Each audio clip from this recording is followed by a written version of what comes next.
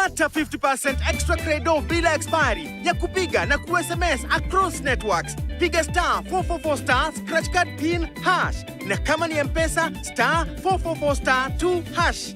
Safaricom for you.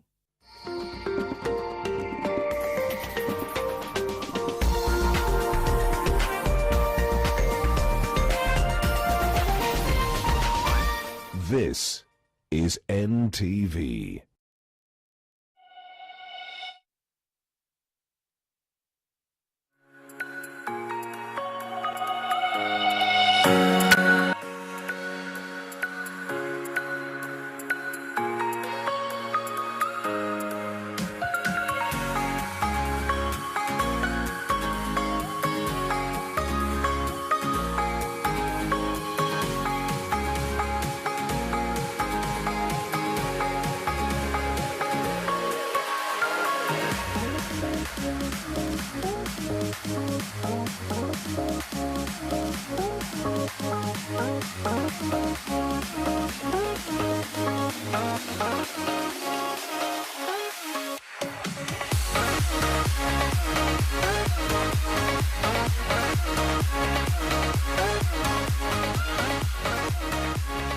Greetings to South Africa and welcome to your world as we continue to make sense of the disruption caused by the coronavirus pandemic. Speaking of which, businesses have been hit hard, and the major test is how to remain relevant to you, the consumer, at a time where there has been a major shift in priority areas for many. So what is the future of brands, businesses, and by extension, the social responsibility? Well, we answer this and other questions on this broadcast. My name is Gladys Gachanja, and my co-anchor this morning will be NTV's business editor, Julian Mboko, as we make sense of business. Here's what else you can expect.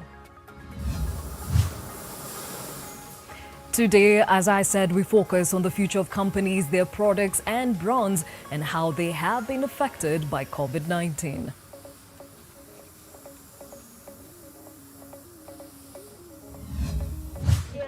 Au niveau des lèvres, quelle est la couleur qui est... Alors donc, au niveau du teint, donc un fond de teint pour votre Across the borders, French women are now wearing more mascara and less of lipstick. Blame the masks.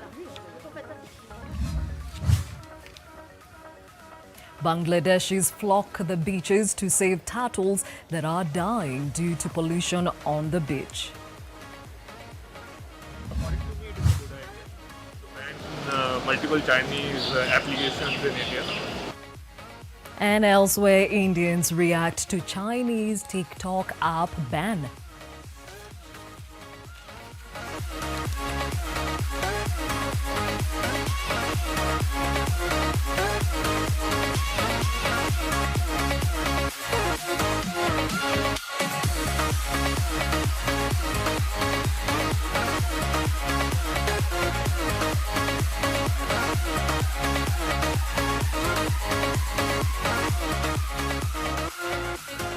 Thank you for joining us on the broadcast. Again, we try to make sense of the future for businesses and the products and services that they actually offer you. And going to that question of the day, how best can the private sector help cushion the economy from the COVID-19 pandemic? Well, remember, you can speak to us that hashtag new normal on the social media platforms, and you can also text in or call using that number at the bottom of your screen. And even as we take stock of the effects of COVID-19 around the world, let's look at that or those numbers as they stand this morning. They are at 13,235,760 people confirmed to have COVID-19.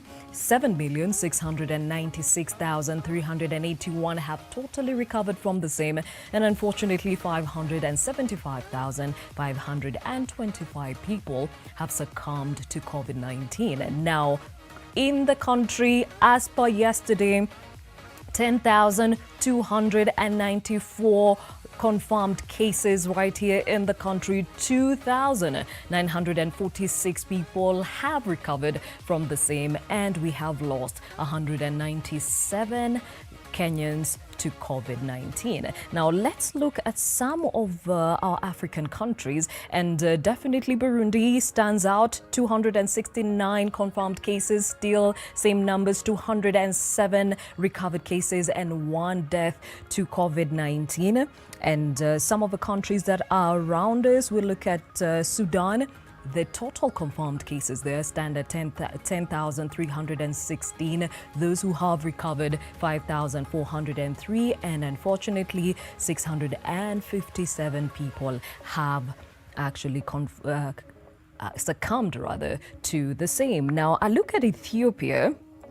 That stands at Eritrea, actually, 232 confirmed cases, 107 recovered cases.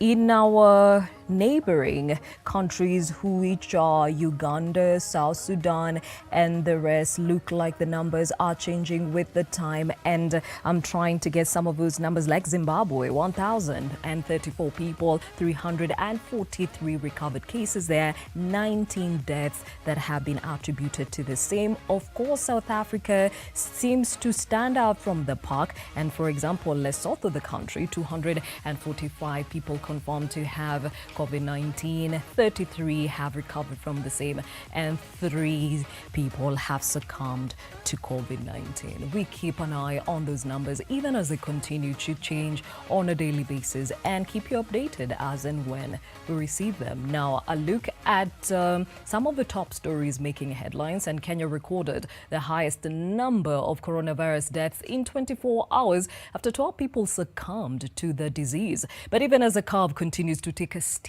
trajectory, there are a number of those who are still in denial over the existence or the deadly impact of COVID-19. And as NTV's Leila Mohammed reports, here is Health Cabinet Secretary Mutahi Kagwe's message to doubting Thomases. Wait for it.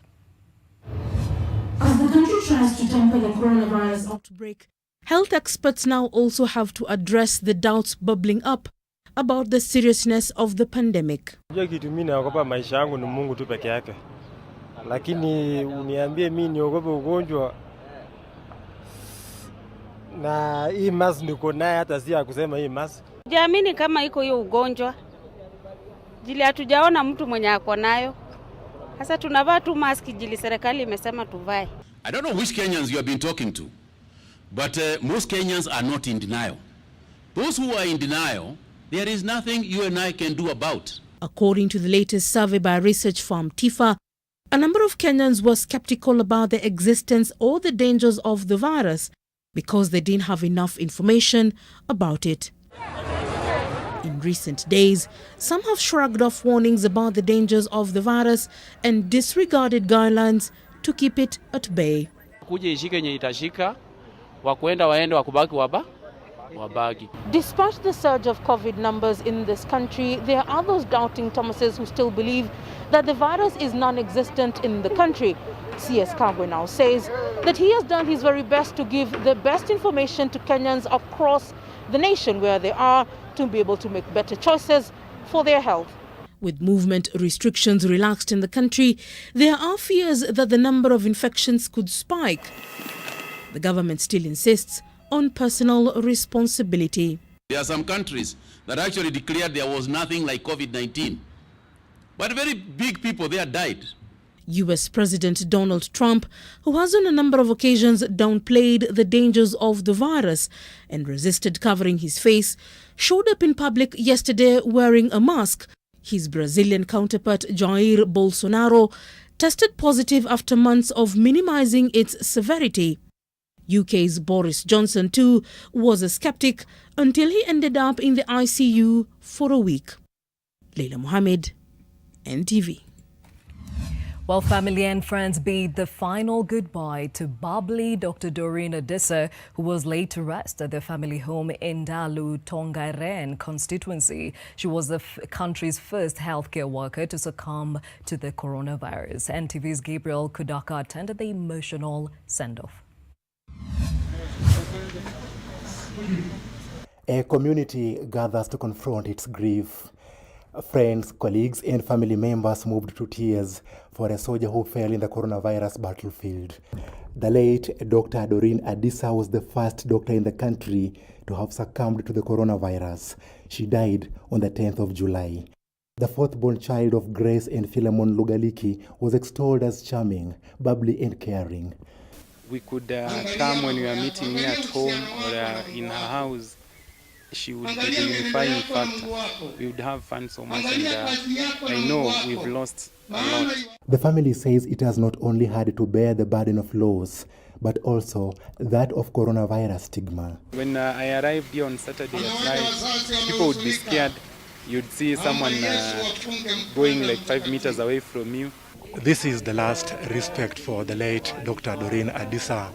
Friends, relatives and colleagues describe her as a person who was so passionate about her work, eventually paying the ultimate prize. Her family made an impassioned appeal to the government to hold her young family's hand, even as her colleagues called for better protection for healthcare workers out in the front lines against the pandemic. Especially for the frontline healthcare workers, that we put in place what the President directed on the issue of welfare, insurance, group compensation. And to the doubters and the naysayers, Corona iko. Gabriel Kudaka, NTV. May her soul rest in peace. Across the borders, South African President Cyril Ramaphosa reimposes a night curfew and suspends alcohol sales as coronavirus infections spiked and the health system risked being overwhelmed.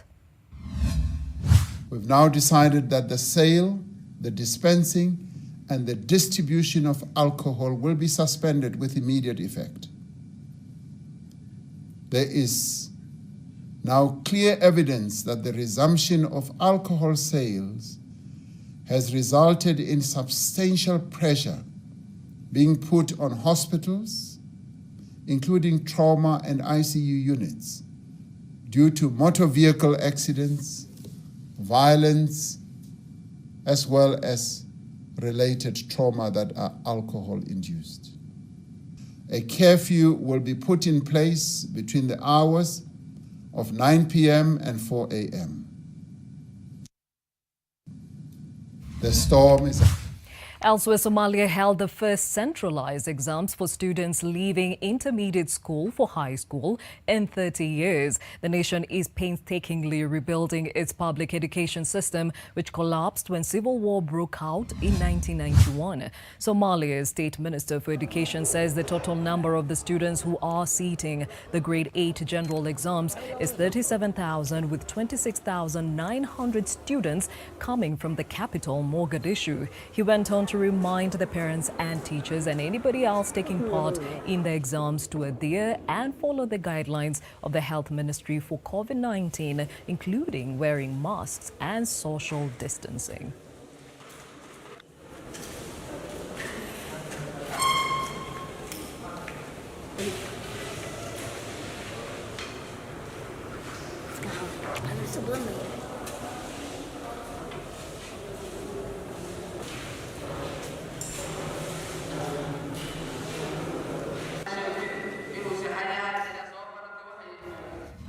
Back in the country, the Nakuru County government has received disposable masks worth 2 million shillings from Family Bank for health workers. Speaking while handing over the donation, Family Bank Chair Wolrd Kiboro encouraged local companies to support government efforts during this pandemic. The face masks will be utilized by health workers at the Nakuru Level 5 hospital, which utilizes nearly 5,000 masks per day. The hospital also hosts the country's or the county's main isolation facilities.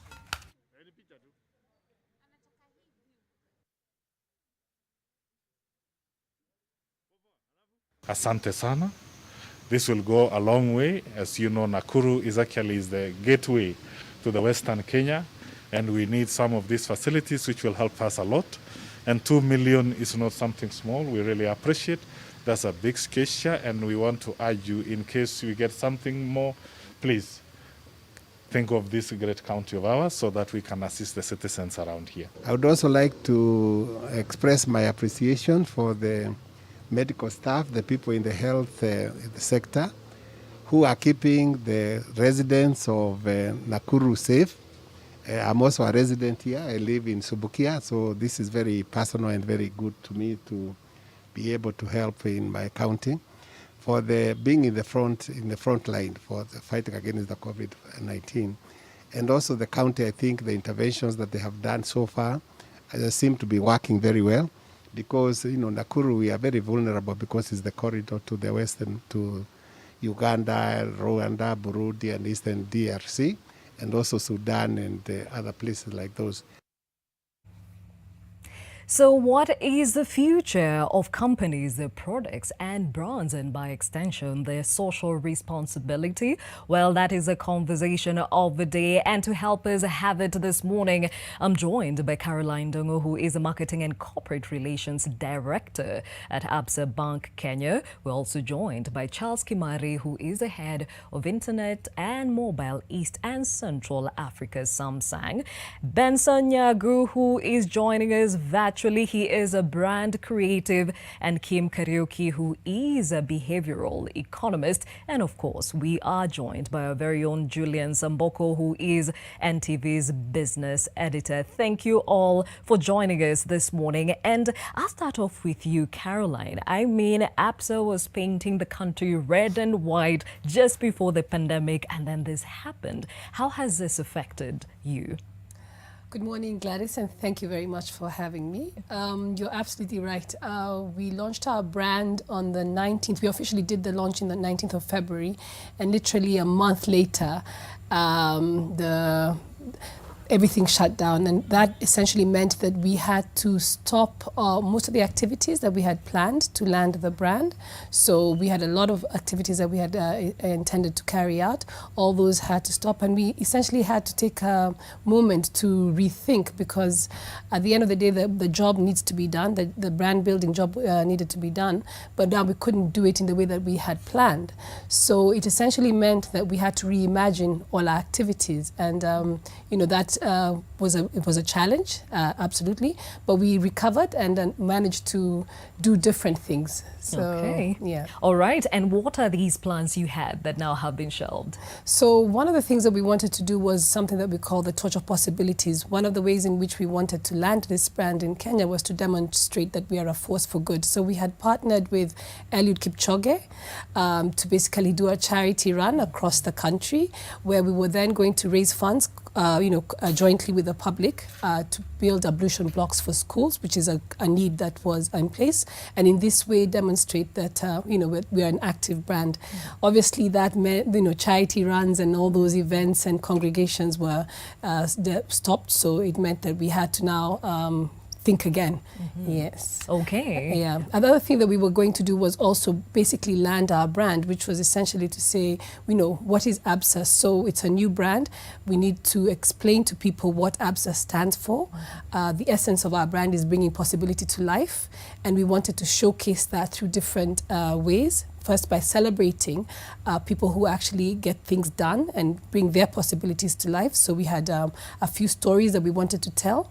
Again, we couldn't do that because it essentially would have looked very tone deaf to be doing something that is celebrating, the likes of Lorna Ruto and various other entrepreneurs, and in the ingenious way in which they get things done, when on the other side of life, people are literally now beginning to, was shutting down, and we're beginning to now fight for survival. So those were some of the things that we were planning to do, which we had to shelve. Okay, and definitely for Samsung, some of those annual reports that came out in April said you took a bit of a hit. Charles, what else was affected in the business due to the pandemic? Good morning. Quite literally, COVID is a disruption. And one of the main things that has been disrupted at a global level is our supply chain management.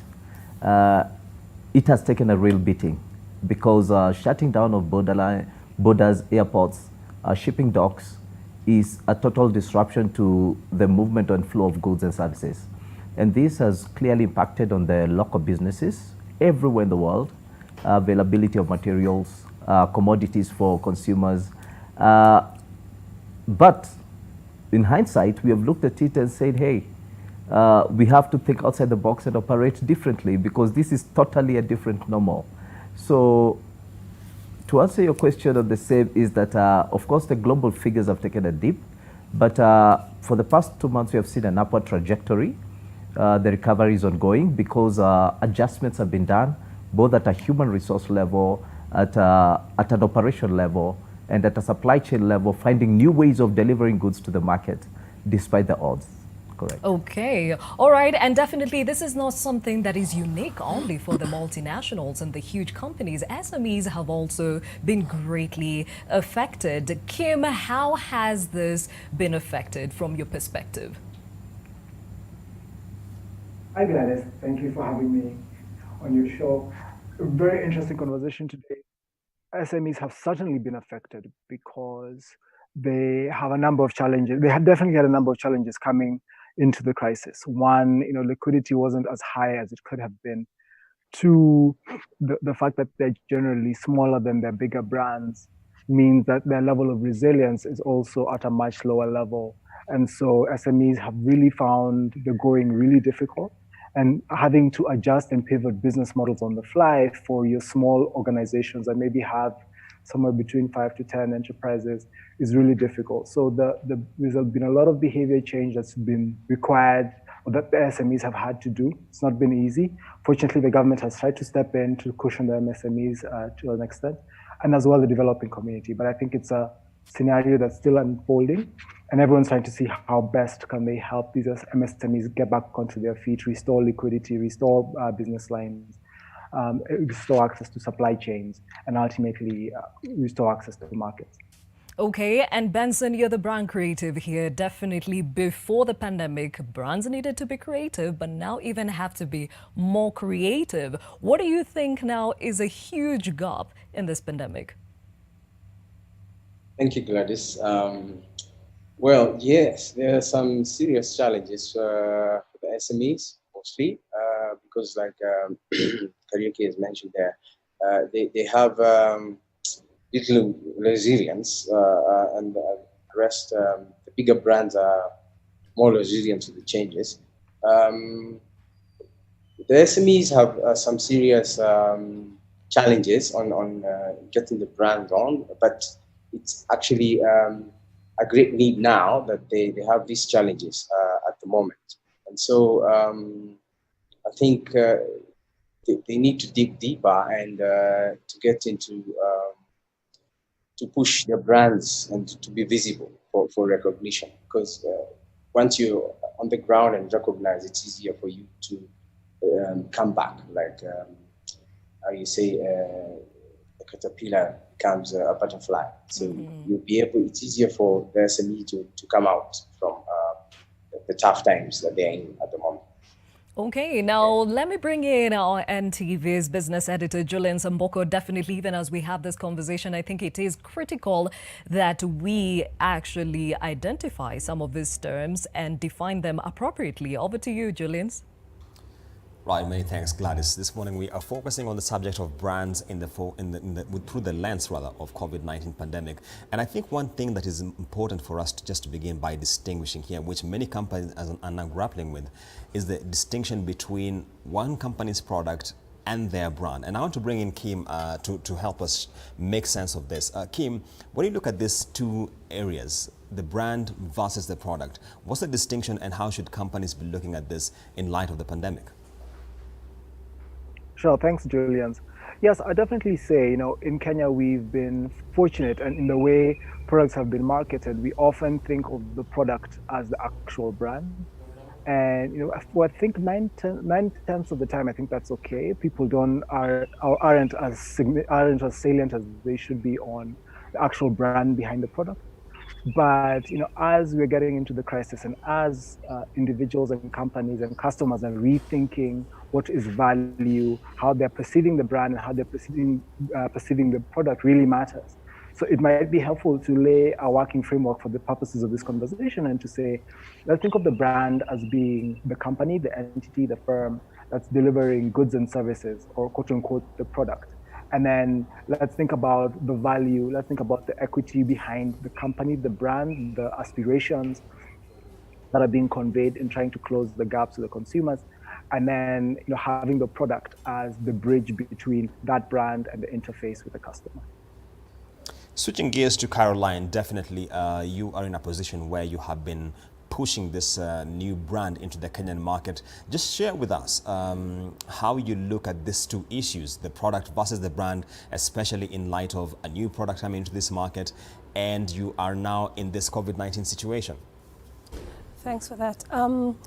I think for me, the one thing that I want to agree with is that, yes, the brand overall is the embodiment of the entire business, its purpose, what it stands for, its ethos, its values, etc. But those come to life, and the manifestation of those attributes come to life in the products that it puts forward. So one of the things that we remain committed to is we said to ourselves as we launched ABSA is, how will we demonstrate what we are saying we are? How will we actually demonstrate that we bring possibilities to life? And the SME sector, I'm very excited that we're talking about the SME sector, because that's a sector that we said we would also use as one of the ways to demonstrate that we mean business. And initially we kicked off the year with our Wezesha Biashara, which was essentially a way of enabling businesses to access funding, unsecured funding up to 10 million. That's a ticket size that most SMEs would appreciate. We even had a lower ticket size for 3 million, so for even smaller businesses. And that was our first attempt at demonstrating what we meant, that we're here to bring your possibilities to life. Enter COVID, and we had to reorganize ourselves. And one of the things that we did first was to restructure and provide repayment holidays, because again, as I think it was Benjamin that said, a lot of companies were struggling with cash flow, struggling with working capital, and all those issues. So we said, okay, we'll give you a repayment holiday, 3 months. You organize yourself, take time to to recalibrate your business, and that time we will not be requesting you to pay.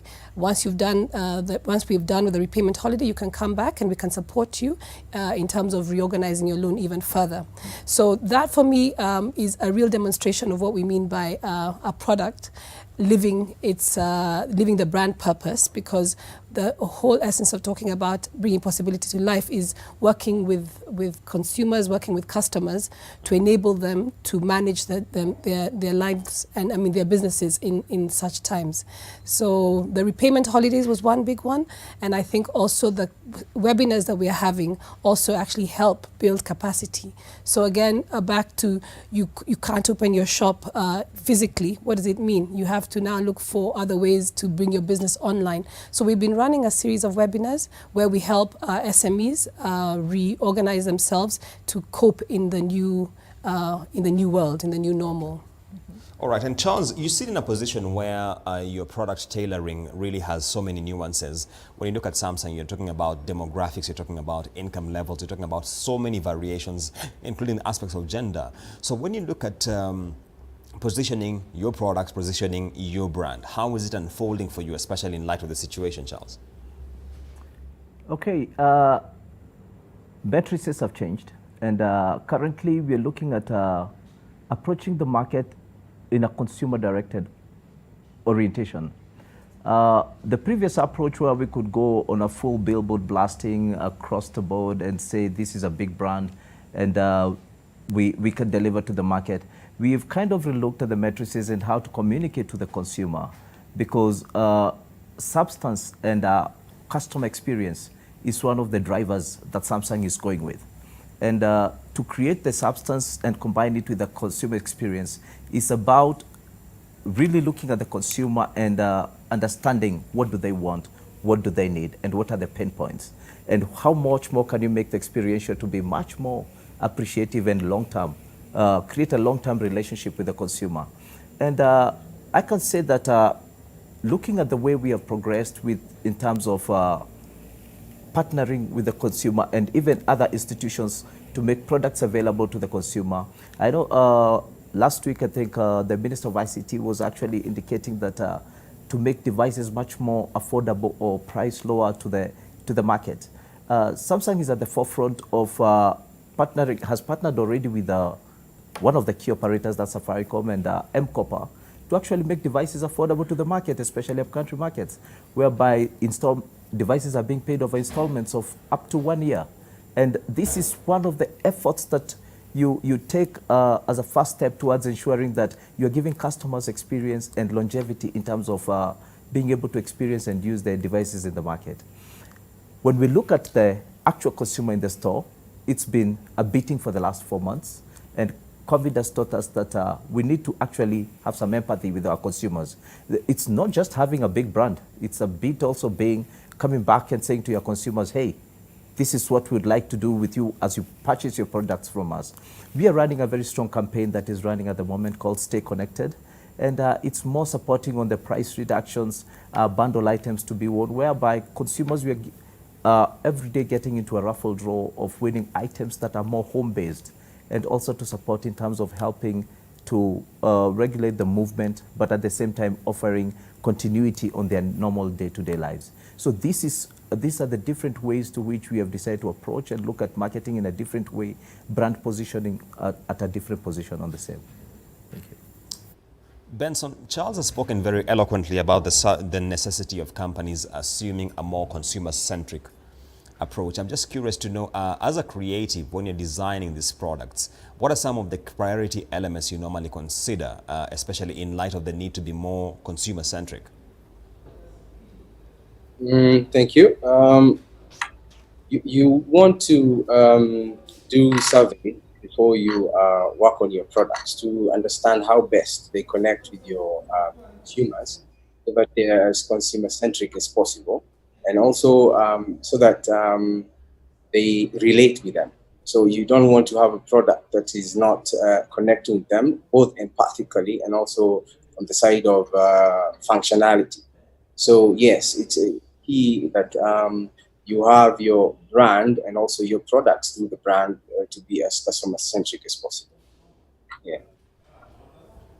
Right, coming back to Kim, the subject of brand resilience is something which many companies are now having to look into, because this is a critical and challenging moment for many.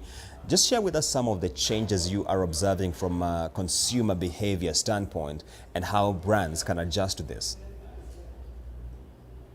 Yes, from a consumer perspective, the crisis has forced customers to really rethink what is value. So customers now are in a place where they're faced with reduced incomes, harder times. They're faced with the prospect of contracting a very contagious airborne pathogen. And so they're in a place where they're really watching their purse strings. And so for brands to really live up to the spirit of what they want to deliver, so there are two aspects. There's the identity and the image. So, there's this continual push and pull between making the identity of the brand really live up to the image. So minimizing any frictions. And so behavioral science and behavioral economics so it comes in to help brands think about how are they being perceived. So that's on the brand image side, versus what's their identity, what is their ethos, how are they communicating. So that's on their identity. So behavioral science is helping to try and close these gaps so that you have a strong, resilient brand with a very strong overlap between the two. But within COVID, I'd suddenly say customers are really feeling the pinch. They're having to juggle between competing incomes, having to juggle with their own health versus the public health, and also think about livelihood. So in this environment, it's certainly a difficult one to be making decisions when it comes to purchases, when it comes to repeat trial. But there is an opportunity here for behavioral science to help close this gap, to make sure that brands can be resilient going into the crisis and outside. Caroline, speak to the issue of brand resilience, especially with regard to the changes in consumer behavior, more so from a banking perspective, because you deal with the issues which we are all concerned about right now, and that's the issues of money. So just give us your experience thus far.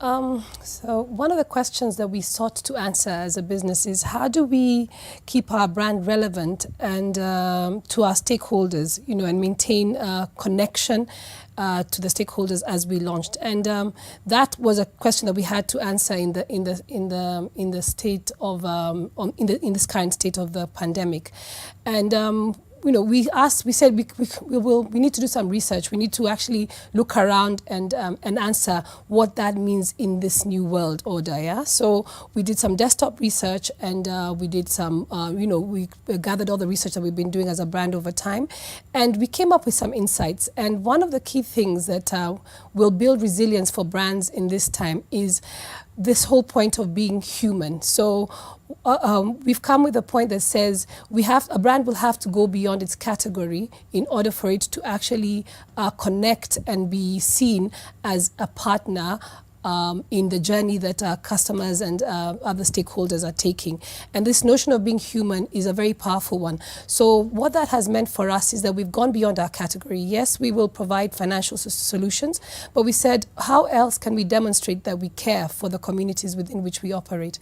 And this was one of the things that we came up with was a term that says ABSA Cares. And how ABSA Cares is that first, we care for those that protect us, so the frontline workers.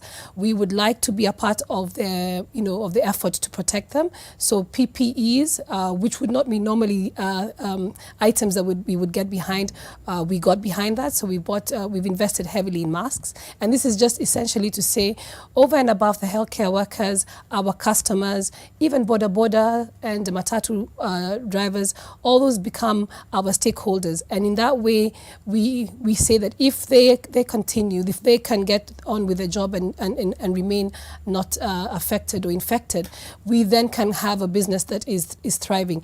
And so resilience is about finding ways in which you become more meaningful, or you become meaningful at different levels beyond your own category. The other major thing that we did also was to think about the psychosocial issues that are facing Kenyans, So people are in self-quarantine, in isolation, medical workers are in the front line every day working with high levels of exposure. Again, we asked ourselves, how could we as a brand demonstrate real care? Because as we say, people matter. And we partnered with Minette and have been providing psychosocial support to different people, as I've mentioned, to enable them to cope with this in this time. So again, ABSA is going beyond its category, going beyond what is expected, and connecting with the society in a fundamental way, and in this way ensuring that there is, that we thrive through this pandemic and come out on the other side stronger in order for us to achieve our objectives and our goals. Right, Charles, Caroline there is saying that a brand will have to go beyond its category, essentially going beyond its initial value proposition. How is Samsung doing this? I did hear you clearly. You're breaking a bit. The point that Caroline is raising there is that a brand will have to go beyond its initial category or its initial value proposition to remain resilient. I'm curious to know how Samsung is realizing this.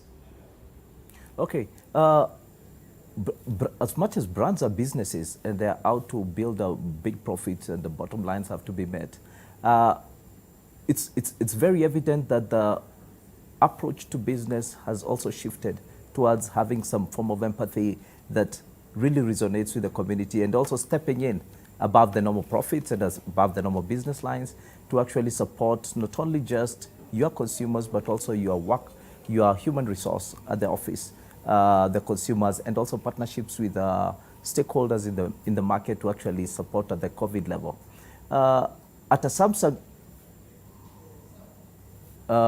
Samsung level, what we have actually moved forward with is when the lockdown had been put down at a tighter level of 7 a.m. and 4 a.m., we actually looked at, we needed to help to make it comfortable for consumers to actually be at home without necessarily telling them go out and buy our devices in the stores and everything else. And we just did a very simple campaign to assess and see the analytics, how it would come out. And we told people, just take a snap of yourself when you're seated at home and what you're doing at home, and you get yourself this hamper And one way of providing the food was a gift hamper that had food and everything else. And we did this for around 3,000 to 4,000 people. And all these were being delivered to the same or being collected from our office. But it had nothing to do with the business of sales on the same, but just to actually encourage and partner with the message that was resonating, that stay at home.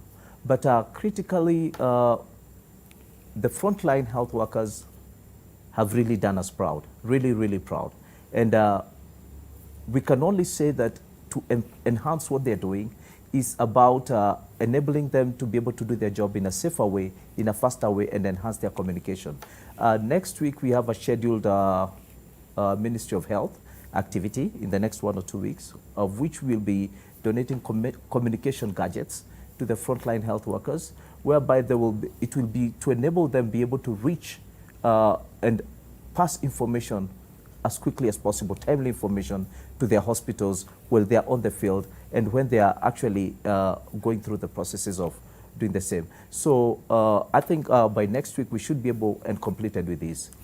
And this is not only being done in Kenya, we are also supporting within all our regional markets, that is Ethiopia, Tanzania, and the rest of the regions in terms of helping the institutions to actually support on this particular area. That's just on the health sector. We also cover areas of education, which we are strong on engineering community. We have partnered with Kenya Technical University, where we liaise on technical areas.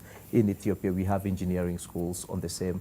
So at a business level, it's not just the bottom line or the profits.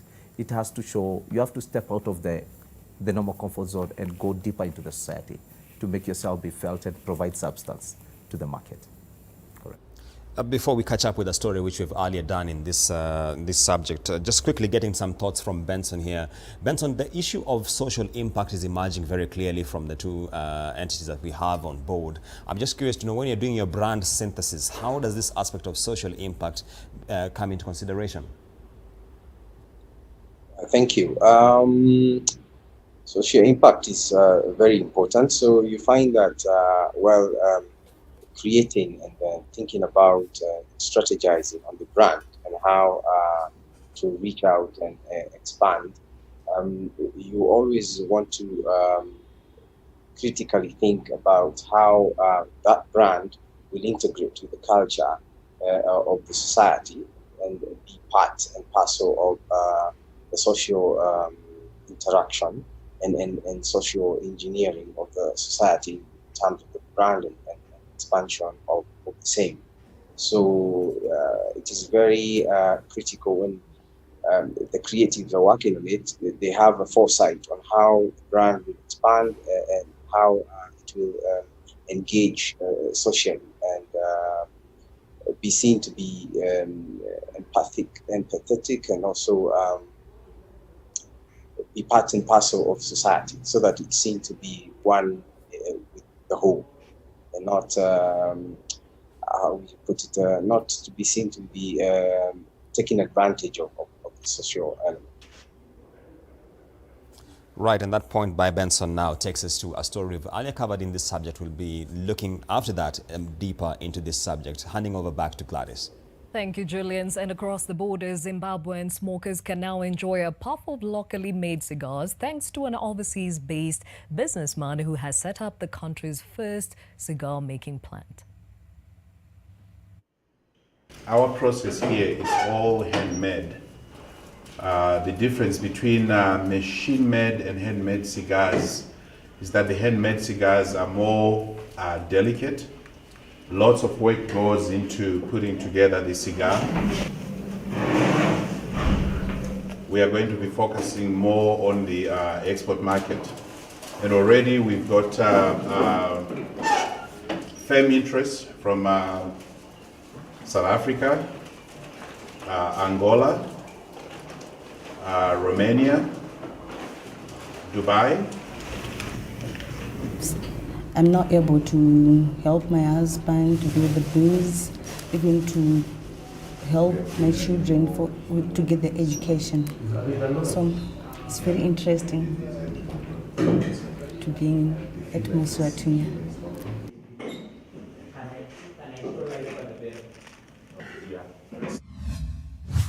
And staying on the conversation about brands and the relevance of the same, Caroline, over to you. Bringing possibilities to life is your tagline, but at a time that as a consumer, I have very little in my pocket and my priorities have changed. How do you ensure that you keep that consumer engagement to keep you top of mind?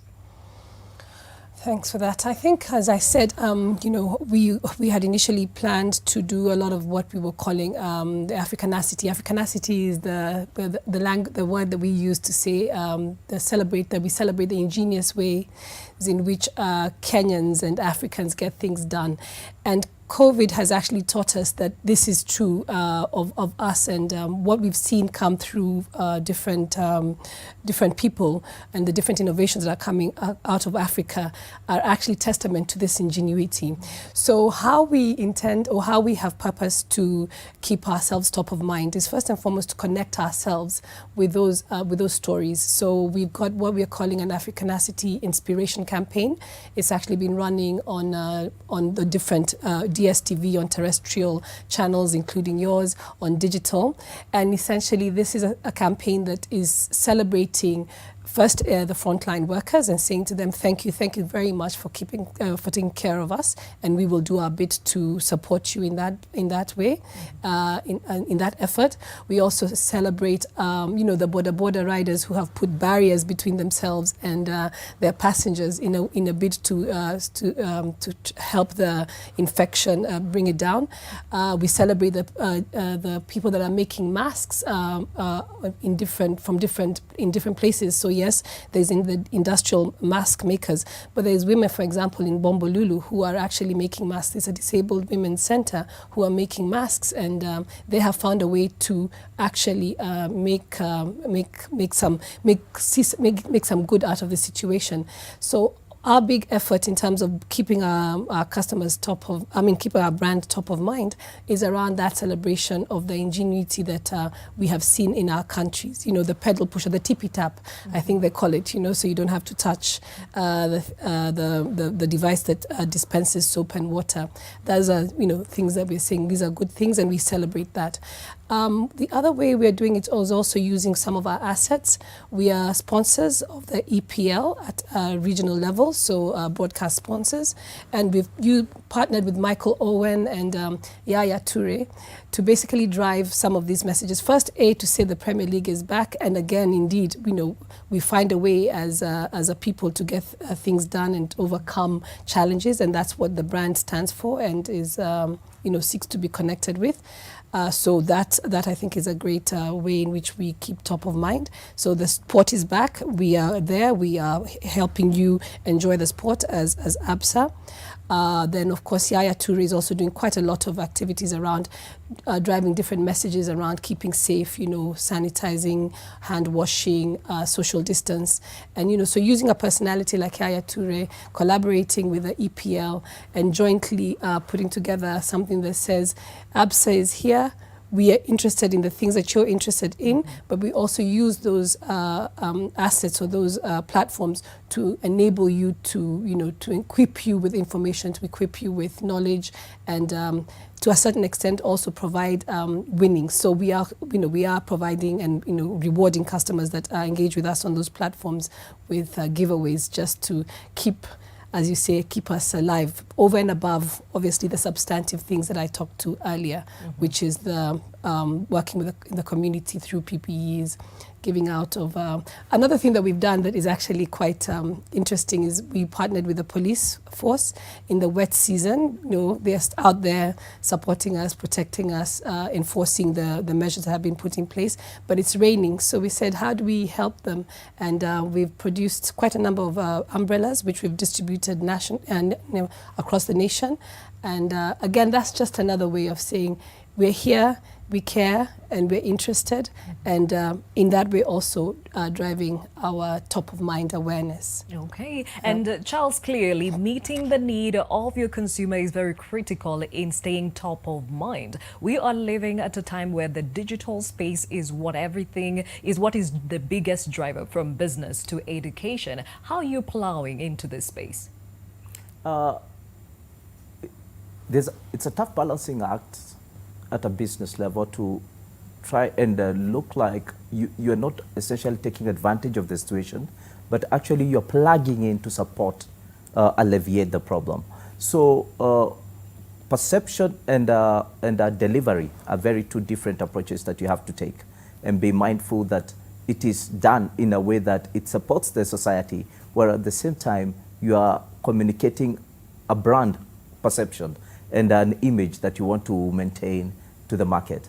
At the present point in time, we have made devices at least much more affordable. We are the first company actually to offer these devices at an installment payment level, with partnership, of course, with people like M-Corp and Safaricom, whereby consumers are able to pay, as I said earlier, over a 24-month period on certain 4 entry-level devices that have been made affordable for a longer period of time, because we understand that the credit availability, instant credit availability, is a problem. At a different level and at a social level, and this is whereby the social platform, the social media platform, has taken a totally different perspective on the same. Now we are looking at it in a very different approach, because we have gone into the social space, we have been playing in it, but this time we are looking at it in a different level. Consumers are actually much more on the social media compared to actually on the streets and walking around. So what have we done? We instituted a hand raiser campaign, which you are just to basically take photos of yourself, as I said earlier, and say what you're doing at home. And by this perception, as it developed from a business perspective, we said, hey, apart from these consumers taking photos and saying they're at home, why don't we just tell them stay at home? And we came up with the same hampers that we were giving out, but we added a twist to it. We have taken over our influencer, Nyashinsky is our new influencer for this year, for 2020. And he's played quite a bigger role in terms of talking to the same people who are at home and telling them, hey, Samsung is telling you stay at home, be safe. There are a couple of items to be given out at the point of communication, that is their sanitizers, their masks, their tissues, their gadgets, their accessories like the ones I'm using, which make your life much more comfortable when you're using that. So it's about identifying and doing the small things that keep your consumers still focused on you, while at the same time alleviating part of what you can be able to do with them at a bigger level. Come August, we'll be undertaking also a different campaign. Currently, we are running with a Stay Connected campaign, whereby, again, we are saying you buy the device at a discounted price and you get into a daily raffle draw of winning a TV, a microwave, vacuum cleaner. And this is for the entry-level items, meaning we are not just going for the flagship, but we're also taking care of the entry-level consumers to make sure that there's a consistency in terms of identifying with the brand. At a premium level, we are allowing the winning of 65-inch QLED TVs and 65-inch UHD TVs. So some campaigns, we have had to twist them to make sure that we are not necessarily going for volume sales, but we are also communicating with the consumer that you have a benefit, you are gaining XYZ.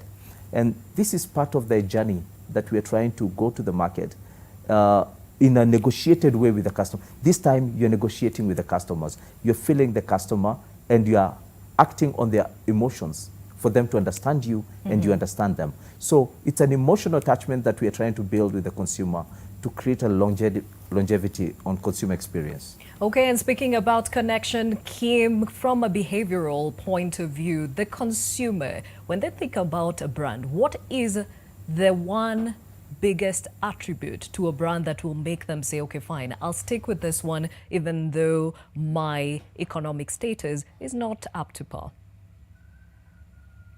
Interesting question. So there's something called the Keller's brand equity model, and it's essentially a pyramid that puts brands at different stages based on where they are. And just listening to this conversation, I'm loving where we're going with everything about the emotional connection. And at Busara, we've been very fortunate to work with brands who realize that at the very base of this pyramid is the identity. So who is the brand? What are you doing, etc. And then when you climb up from the identity level, there's meaning. So what are you? How do you perform? Who are you like? Beyond that, you go to response, so how are people interacting? So this emotional, this feel-good nature of the brand. And at the very top is resonance. And I think if you ask me what's that one thing, it's resonance. I think in this time of crisis, people are looking for meaning. People are looking to try and find control. When Busara is working with different brands, we're trying to help them think about how do they resonate the most that they can with customers at this point. And resonance is really about those relationships. So what are you doing for me over and beyond what you're trying to sell for me or sell to me? And I think, Charles and others have really talked about how brands can go above and beyond. And I think it's not necessarily outside what a brand has to do. I think it's part of the organic relationship that should unfold with a brand. As long as that relationship is not extractive, you will anticipate that consumers will have higher needs, higher anticipations, higher wants and desires from the brand. And I think now, for most of the mature brands, and even for the younger brands, consumers really want to start seeing now, what extra value can you give? How can you get me to a place that I haven't been before experientially or even holistically within my society and my community? And when we're working some of these big brands, some of the concerns they now have are on issues to do with going beyond satisfaction. So we tend to think of a brand, delivering what it should, which is satisfaction. And now consumers are saying, take me to delight. So do something for me that's extraordinary. Help resonate with my needs, my wants, my desires in this time of crisis. Now, Benson, this sounds like it is very, capital intensive, especially for SMEs that have been hit hard. From a creative point of view, where are those, gaps that SMEs can take advantage of and stay afloat? Thank you.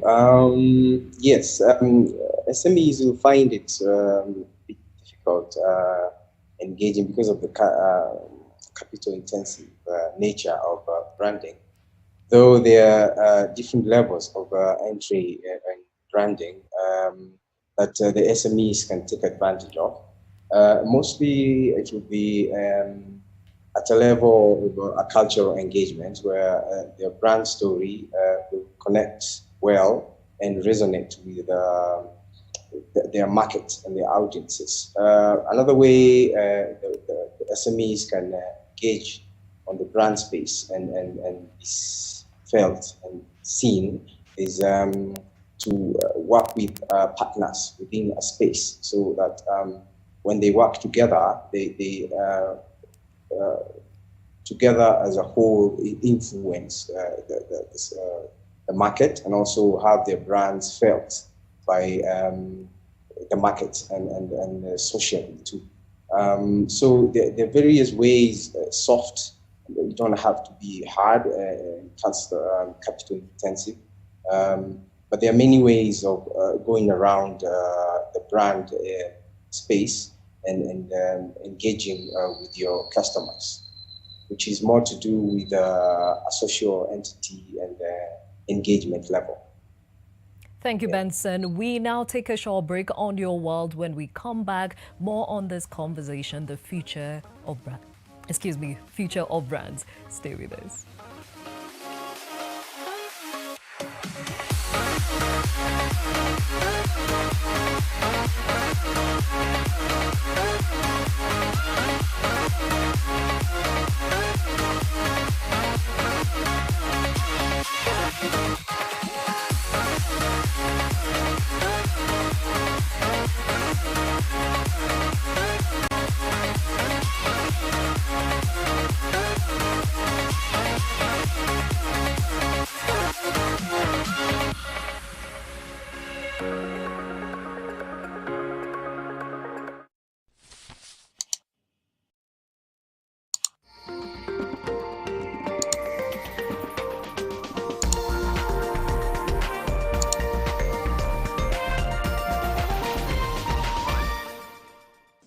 Ukiambiwa 1 + 2, 10 marks.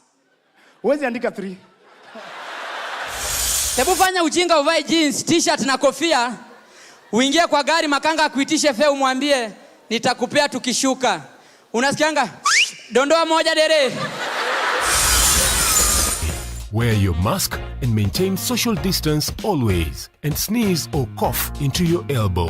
Book your ticket online via iAbiri and use our cashless payment options to play your part to win the COVID-19 war. Persons aged between 15 and 35 years account for 48% of Kenya's labor force. This age bracket is the most adversely affected by scarcity of employment opportunities, with an unemployment rate double that of the national average. COVID-19 has presented a new challenge with pervasive job losses and closure of learning institutions, undermining skills development. How can Kenya best equip its youth to be agile and adaptive in a fast-evolving labor market? What is the role of quality apprenticeship programs in preparing the youth for the labor market? What policies are being put in place to enhance Kenya's human capital? To mark the World Youth Skills Day, NTV will host a live virtual Nation Leadership Forum on Wednesday, the 15th of July from 7:30 p.m., bringing together a panel of experts focusing on the theme, Skills for a Resilient Youth. Nation Leadership Forum. Engaging society, impacting the nation.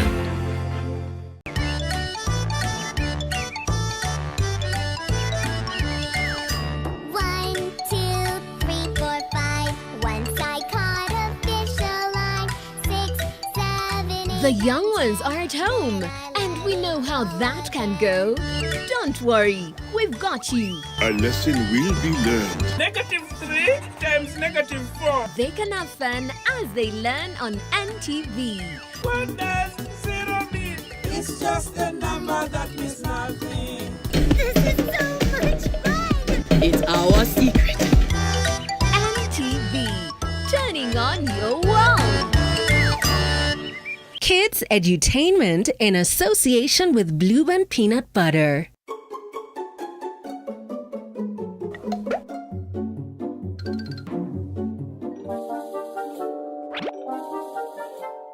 As of the moment, the police have arrested the suspect behind the attempted murder of Ana de Masalang and the murder of her father.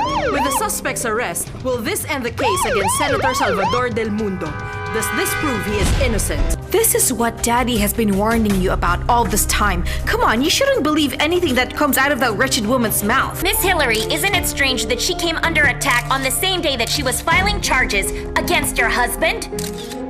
Enjoy the naturally appealing taste of our unique fruit blends. Represent who you naturally are with Juice Drink. Naturally ours with no added preservatives. A quality product from Bidco Africa. Taught us, sallallahu alayhi wasallam, that we should keep cleanliness. Actually, he said that cleanliness is what is best for a Muslim. And from him, Prophet Muhammad sallallahu alayhi wasallam, hand washing, which is part of cleanliness, hand washing, that we wash our hands, we wash our faces, we wash every time with soap. This is part of what the Prophet sallallahu alayhi wasallam taught us.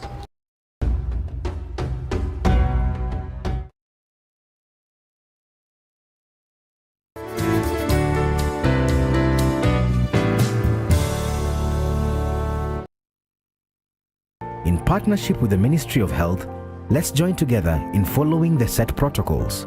Wear your mask, sanitize, maintain social distance, and have your temperature checked each time you visit our stores. Naivas saves you money.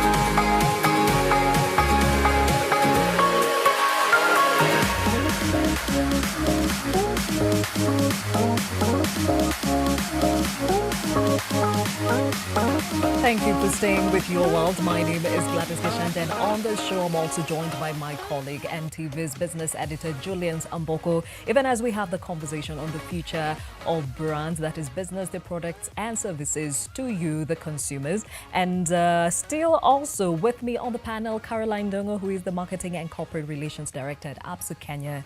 We have Charles Kimari, Head of Internet and Mobile Eastern Central Africa, Samsung. Benson Yago, who is a brand creative, and of course Kim Kariuki, who is a behavioral economist. Thank you all for staying with us. And at this point, there has been more than just COVID-19 as an interruption. Across the waters, there has been another interruption. Images show Aunt Jemima products displayed in a Miami supermarket after the major U.S. food company announced it would change the brand, which feature African-American mascots amid nationwide protests against racism. The United States has a long history of racist caricatures of African Americans and other minorities across popular culture, though in recent decades, those images have become increasingly taboo. Businesses across the world's largest economy are facing a reckoning over branding following last month's killing of a black man, that is George Floyd, at the hands of police in Minneapolis, which sparked many protests against racism.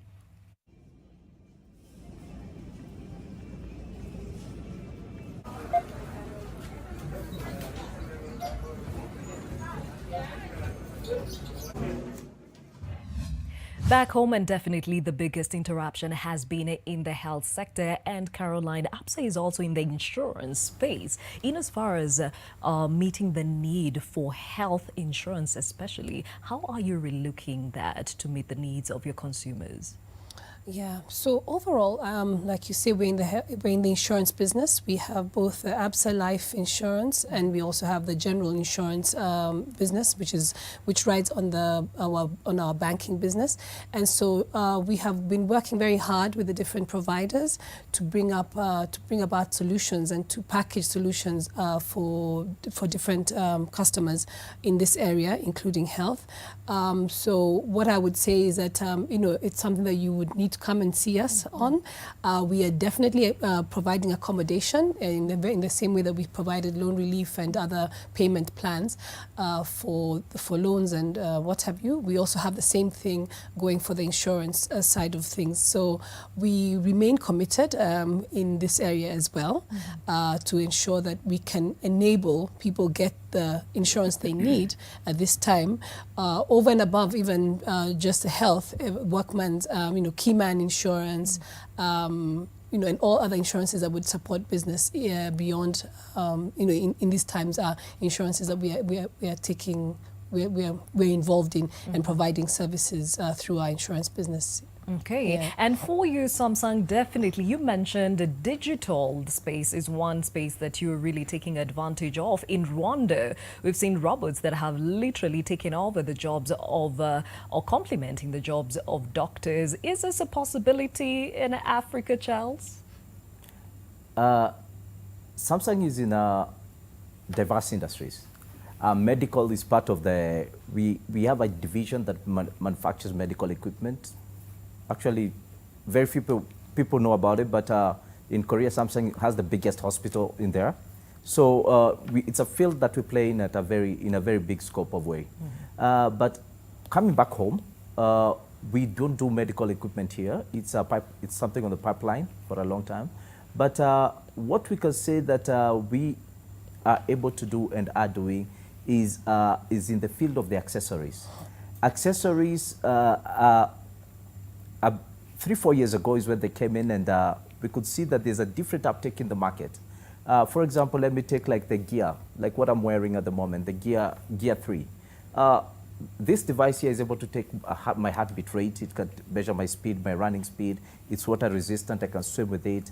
I know how many lengths I've done. I can jog, I can run, I can sleep with it, and it can give me feedback, real-time feedback on the status of my condition, my basic parameters of health. So within this period of people staying at home, we've actually got into a communication of telling individuals, hey, don't just sit in, at least track your health. So tracking your health is one of the main areas that we are playing in.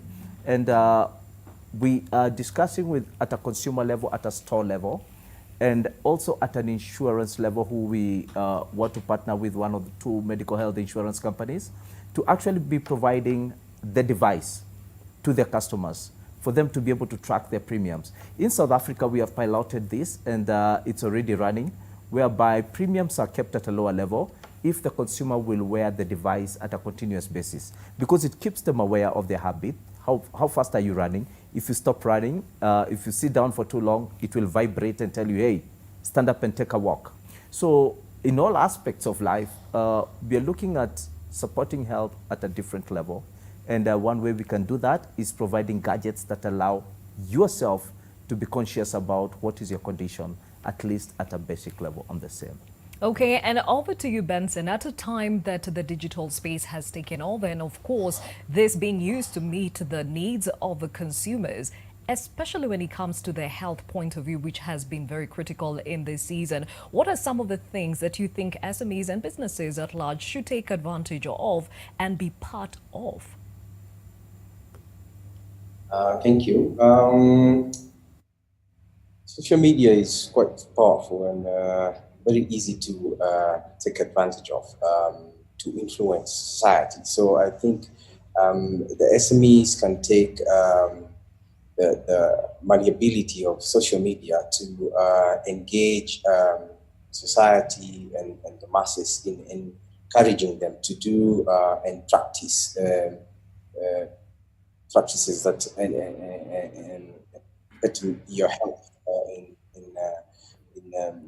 social activities, in what you eat, how you engage with others, and so on. So social media can greatly influence and society to the right direction towards health, and it's easy for the SMEs to engage in it, because it takes very little of the capital intensity that the others may have, like media per se, the mainstream. So social media can really help SMEs influence society in the direction for bettering their health. And Kim, definitely from the consumer's point of view, more people are aware of their health, and going forward, that is what they're investing in. What does that mean for brands? Very good question. I think, we really need to look at this question from 2 aspects. So you can think of the brands that are in the health space. So, likely you will see a few brands that are either providing health services directly, either medications or treatments. We're likely to see more of those sort of spring up, those become stronger over time, as long as they can continue to effectively deliver the value proposition through these new channels. And I think digital is certainly one of those. I think for the non-health brands, there might be a bit of a mixed bag. So some brands will survive. And by that, I mean, they will struggle and plow through the pandemic, probably innovate, reinvent themselves 2 or 3 times, but still keep moving forward. And then, some brands may dive, and so they may experience significant downturn. But, I'd like to think that, behavioral science can help play a role to help keep the brands on message, help keep the brands connected to their customers. At Busara, we use a number of tools to help brands think about how are they being calibrated, how are the customers calibrating them, how are they perceived, how do their customers respond, and how are they responding to this crisis and the different health challenges being presented. And so, it's very possible for, brands to survive or thrive and not necessarily dive through this crisis, but it really requires a coming together and thinking around how can we maximize these additional channels, digitization being one, to help wade through this crisis in the most effective way. Because when you're thinking about resilience, ultimately, there are 3 main things you need to be thinking about as a brand. One is, can you sustain the customers that you have? And so digitization can play a role there. As well, can you create entry barriers? So can you make it harder for copycats to enter your business? And the ability to quickly shift to digital can create a significant barrier to protect your business against the threat of entry.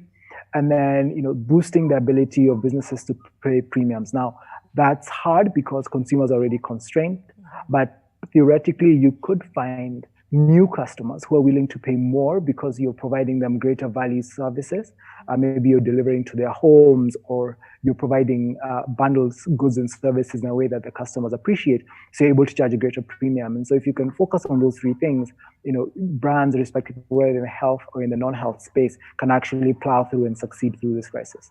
Very well said. And over to you, Julian Samboko, even as we talk about the regulatory framework that comes with any new space.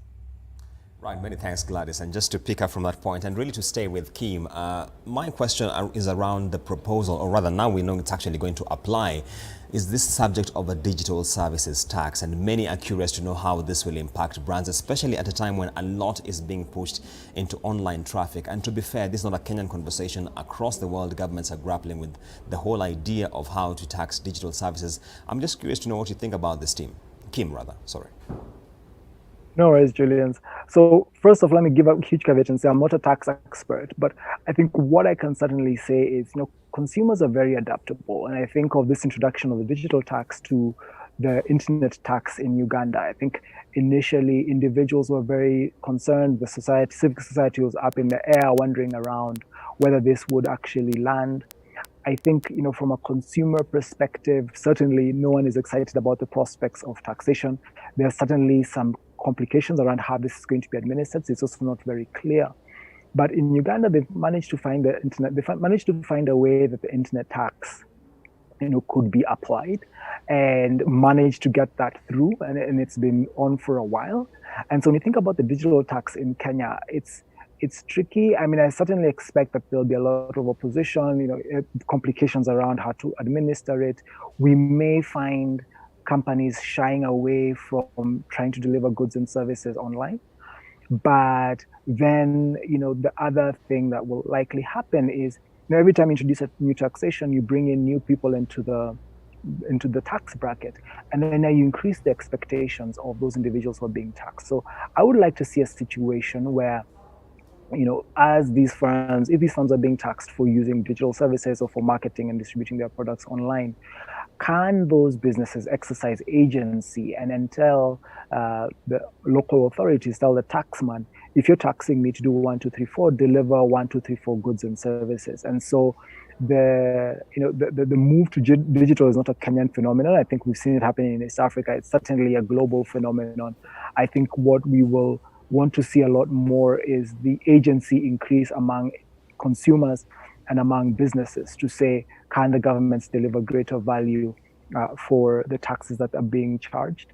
And, I think these are things that regulators are looking at. Within our own Kenyan context, we know that we have a huge budget deficit to balance, and, the ministry is trying to find ways and means to close those barriers. So I think it's a place for all of us to sort of ask ourselves those pivotal questions, not to tax businesses that are coming online or brands that are coming online in such a way that will destroy the fledgling e-commerce that's beginning to happen in the country, but also in return, where is the reciprocity, I think is my question. How does government, how does the taxation actually help to create a conducive environment so that taxation can catalyze further business and further growth and expansion in the e-commerce space? I think those are the questions that we've not been having. Is Kenyans always see taxes going up, we see the rates of electricity going up or something else going up, but we're not necessarily seeing the next side of it, which is the additional value being brought because of these extra taxes. And I think that's where Kenyans now should be placing focus and placing emphasis on their government to say,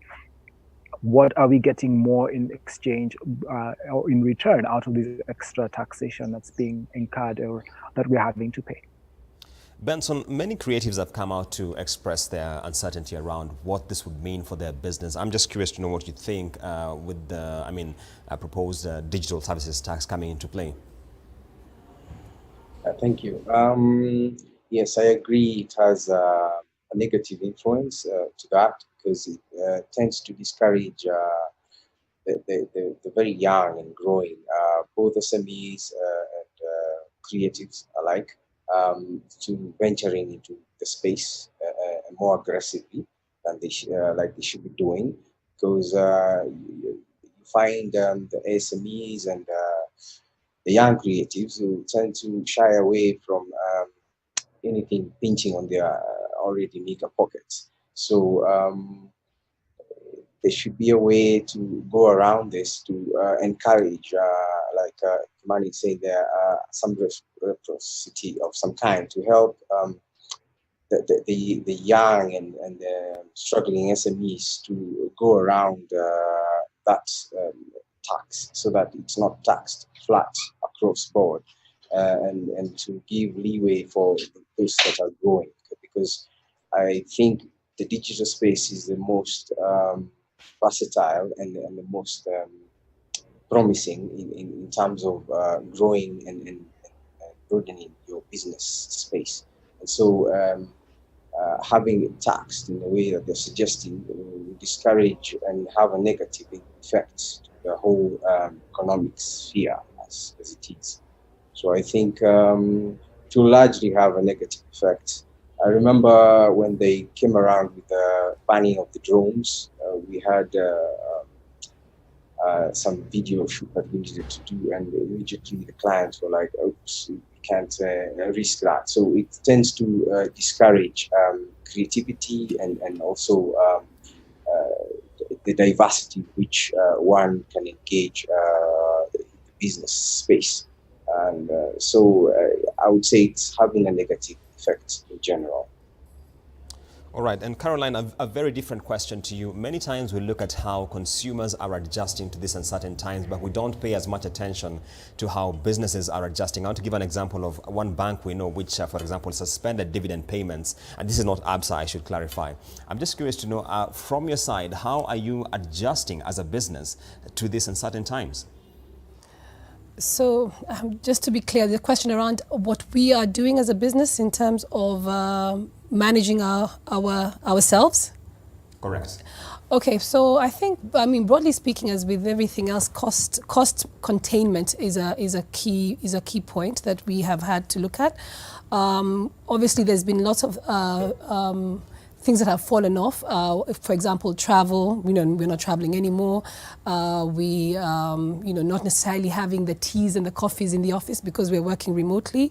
And one of the things that we have tasked ourselves is how do we reorganize our business in a way that makes it more efficient. So the digital space becomes a very crucial one. So moving away from hard branches and the branch network and all the costs that come with that, and driving more of our transactions online in order to bring about efficiencies is another key area that we're looking at. So cost containment, I think, is we're attacking costs at different levels, attacking inefficiencies at different levels, and now asking ourselves, what does this mean for us? So, for example, office spaces. Do we continue to occupy the kind of office spaces that we've had in the past, or do we now begin, as we have seen, to minimize the space that we've taken up in different premises, because a lot of us are now working from home. And that reorganization obviously will take time, but cost containment, cost restructuring is one of the ways in which we are looking to manage ourselves as a business, and also drive more efficiency in terms of the ways in which we work. So ways of working, productivity. I think productivity is another one that we've really looked at and asked ourselves, how can we be more productive? Yes, people are no longer caught up in traffic, in long commutes and what have you. What does that mean in terms of productivity, vis-a-vis also now working from home, where you're actually also dealing with home-based issues, for example, children and just the normal domestic things that show up. So productivity is another area as well that we're tasking ourselves and saying how could we be even more productive. And I think innovation is also an area which is crucial, because we need to innovate in order to be able to operate and to more than survive, thrive. So we've taken this challenge as one that says, yes, we can look at it glass half empty, but you can also look at it half full. What opportunities have been presented to us as a business on the back of this pandemic, and how can we use this impetus to help us go to an even higher level of operation and innovation? I think those are the comments I would make around that area. Right, and Charles, speaking about the subject of cost rationalization and efficiency enhancement and ensuring you optimize on productivity, what is Samsung doing from a housekeeping level? Sorry, you're vibrating a bit. Could you repeat the last part? Oh, yes. So I'm asking from the issues of cost rationalization, efficiency enhancement, and optimizing productivity, what is Samsung doing from a housekeeping level? Okay. There are different levels that we have decided to look at this.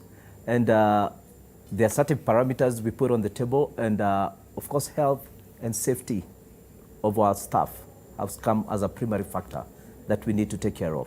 So deliberately, we have said, okay, we are a technology company, we are an innovative company in how we can enhance and use these capabilities in terms of keeping our staff safe. So generally at a working level in our office, we are at around 30%, 20% working capacity on the same. And the rest of my team is working at home. And it's a new normal. I could have one call in a month on a video conference. Nowadays, it's like it is up to around 5 to 6 video conferences every other time to keep up to speed with the teams and understand and guide on how productivity has to be achieved. Because at the end of the day, we have to show productivity and efficiency being achieved at the same time while managing the costs. And I agree with Carol that there's a give and take in this whole pandemic. Costs have been managed kind of reducing on the same. When we come to office expenditure, it's gone down by almost 60 to 70% on the same because everybody else is out. When it comes to productivity, this is whereby every day is a different day in terms of looking of how to enhance how you are able to deal with your customers and how you're able to coordinate with your team to deal with the customers from an online perspective. But most importantly is that I deal with a product that is, you have to feel it, you have to touch it.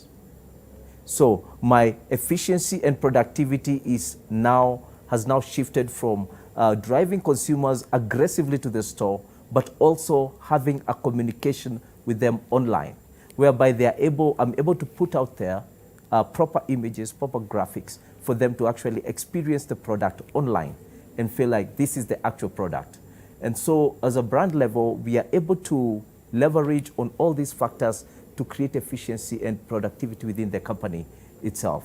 So these are some of the touch points areas that we have worked on to enhance continuity of business on the same while maintaining the staff at a safety level. Great. Coming back to team, the subject of digital influencers to drive brands online is certainly a matter of significant interest out here. I'm just keen to know what you think about this and how much traction they actually bring on board to brand visibility.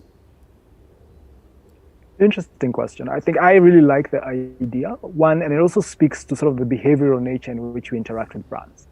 So, when you think of a media influencer and think of a social media influencer and you think of a celebrity endorsing a product, there's some tried and tested behavioral mechanisms that are at play. One, of course, we know that individuals generally respond to what others are doing. So we're very sensitive to what our communities and what our peers are doing. So if you can have someone who has a lot of credibility talking about a particular product or service, we call it credibility enhancing display. So if you can point to someone and say, oh, that person is doing or making an activity and a behavior that's similar to what I would like or I'd like for myself or I'd aspire to, that can be very strong in terms of trying to drive appreciation for brands. And so from a behavioral perspective, I like the idea of helping or creating these brand ambassadors, brand champions. We've seen it a lot within the space that Busara works, which is often around the for good sector, so trying to drive impact.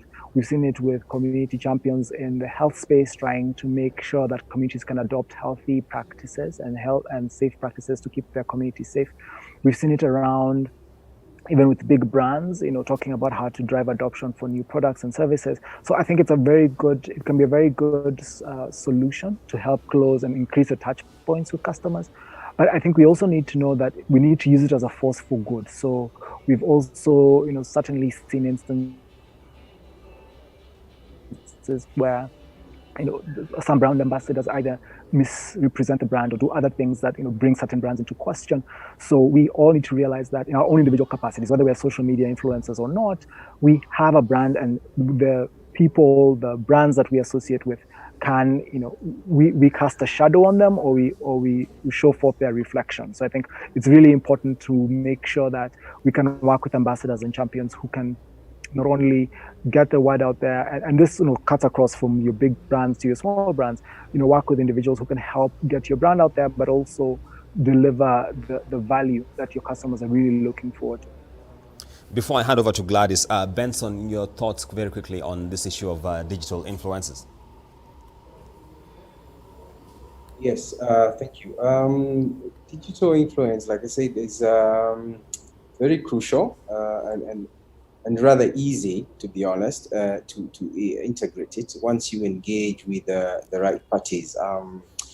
Like here at the Sandbox, we have a very strong team that helps with understanding the digital space and guiding you in ways to diversify and, you would say brand extension in a sense, in a way that would, in a multiple ways, influence society and also the market.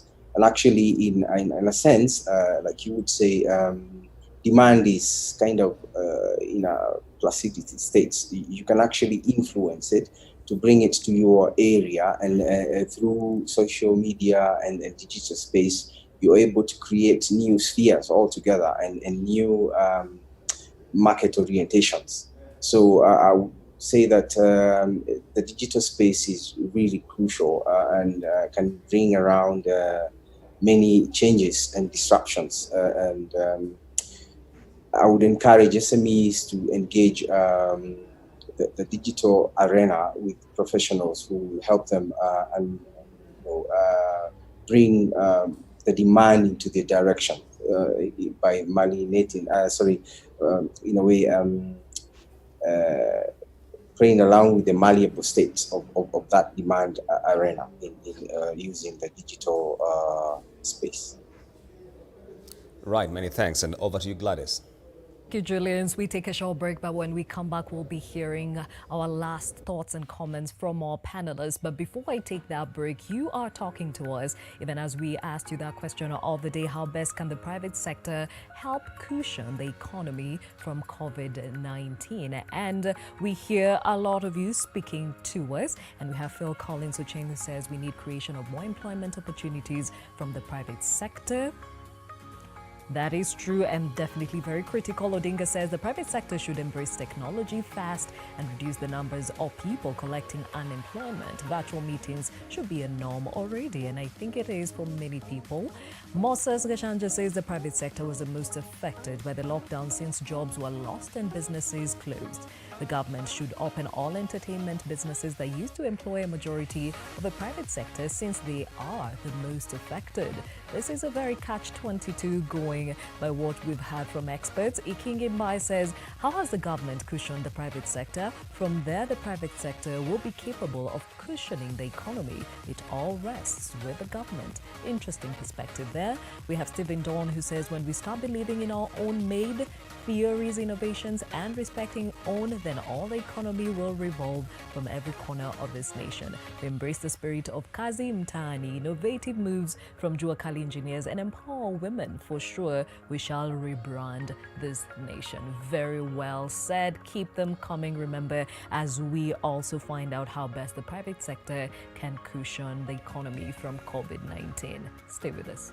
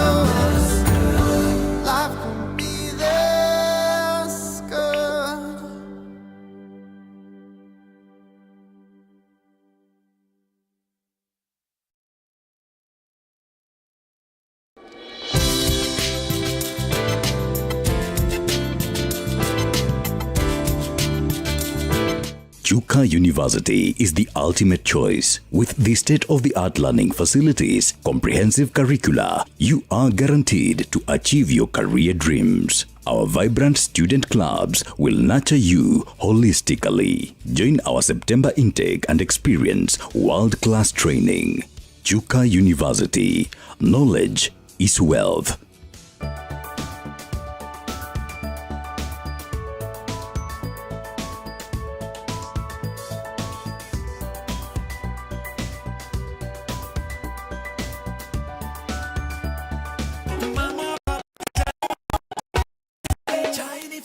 Imeshika chai yenye quality ya kipekee kwa bei nafuu. Faraja Premium Tea imeshika. Along came love. Don't you see that this could work for both of us? Look, I can keep the vid, and you get Lisa, and we're all happy forever. Lisa only has eyes for the vid. That's impossible, Graciela. Mother, I thought you were capable of anything but stealing? You're stealing from your own son-in-law? What are you talking about? You are the one who wants to steal your sister's husband. You call that decent? I can't believe what I'm hearing. Lisa, I don't know. What kind of family do I have? A thief and a tramp? Is this for real? Along came love. Along came love. In association with Blue Band Peanut Butter.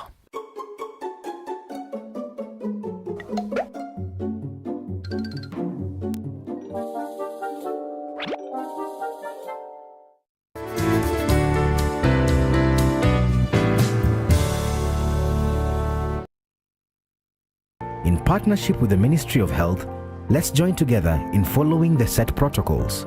Wear your mask, sanitize, maintain social distance, and have your temperature checked each time you visit our stores. Naivas saves you money.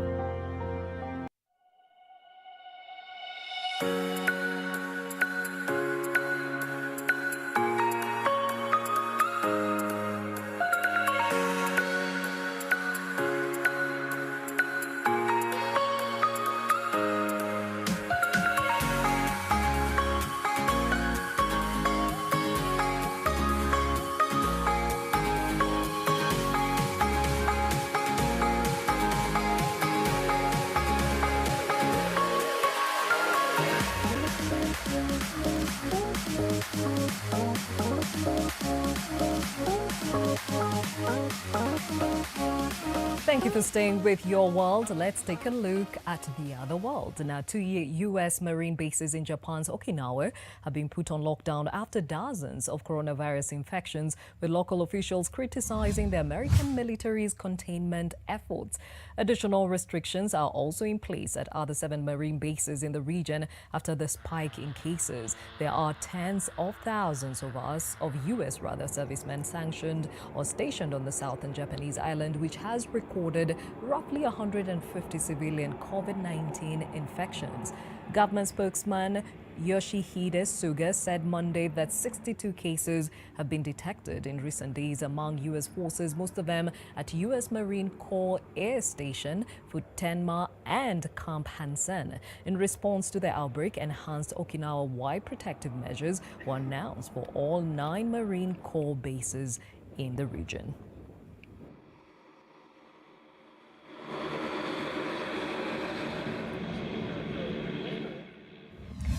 Away from that, at least 20 turtles are dead and dozens more have had to be rescued after being entangled in plastic waste washed ashore on one of the world's longest beaches in Bangladesh. Locals said waves of waste, mostly plastic bottles, fishing nets and buoys, floated ashore late Saturday, and they spotted turtle carcasses among the sand dunes early Sunday. Hundreds of locals are reported to have rushed to the beach to rescue the wounded turtles. Bangladesh's forestry department said it was the first time such a large volume of plastic had washed onto the 120-kilometer beach along the Bay of Bengal.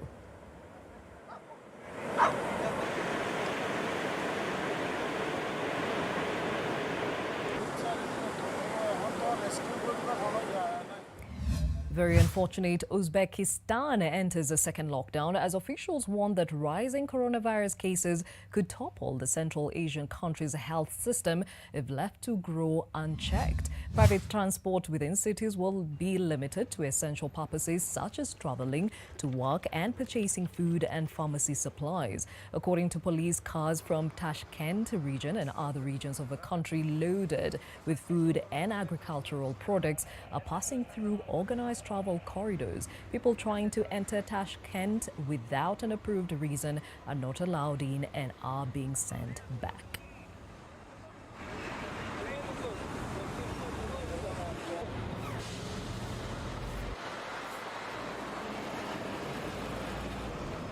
A bit closer home, by attracting foreign investors through cheap labor, Ethiopia wants to follow China's example in creating a robust manufacturing sector that can offer badly needed jobs from its young workforce. But despite high unemployment, young Ethiopians are not going along with it, preferring to quit rather than stay in jobs where they feel underpaid and disrespected. When Zeman Zarihu landed a job at a textiles factory in southern Ethiopia, he thought he had won a ticket to a better life. But just months later, he resigned. It was very difficult. I suffered a lot at this company. We were made to work long hours for a laughable salary. It was exhausting. These conditions have put off many more workers, feeding a growing disenchantment with the country's drive towards industrialization. Earning an average of just 23 euros per month, textiles workers in Ethiopia are among the worst paid in the world. At the Hawassa Industrial Park, where Zeman's factory was based, the staff turnover rate in 2017 to 2018 rarely strayed far from 100%. But the rock-bottom wages have led to Ethiopia becoming a prime destination for international clothing brands looking for cheaper labour. Foreign investment levels are now 4 times higher than they were 5 years ago. The government considers the development of these industries to be a vital source of new jobs. If wage is high and investment doesn't come, not new employment is going to be created. And many manufacturing bosses are happy with the government's approach. I never seen what we are getting the support from government of Ethiopia. I never get anywhere else. Many of the workers being swept up in Ethiopia's drive towards industrialization come from rural and farming backgrounds. And so the concept of organizing into formal trade unions is taking a while to get off the ground. But things are gradually changing. In the near future, we establish, I'm sure that no more than 2 months or 3 months, we establish a labor union in this industry park. But it will take time for these unions to fully form and start exerting serious influence. And with youth unemployment still high in Ethiopia, factories have no problem replacing the disgruntled workers who decide to leave manufacturing behind. Indians react to the banning of popular Chinese app TikTok as New Delhi's ties with Beijing deteriorate sharply following a deadly border clash. Ban multiple Chinese applications in India. Security would be one of the reasons. Maybe for that they have done that. And other than that, the economical response, where it hurts more, should be there because China is acting like a hegemony. TikTok, it's a good app, not bad. It's a good entertainment and interesting app, but the government, it's a ban, so not applicable.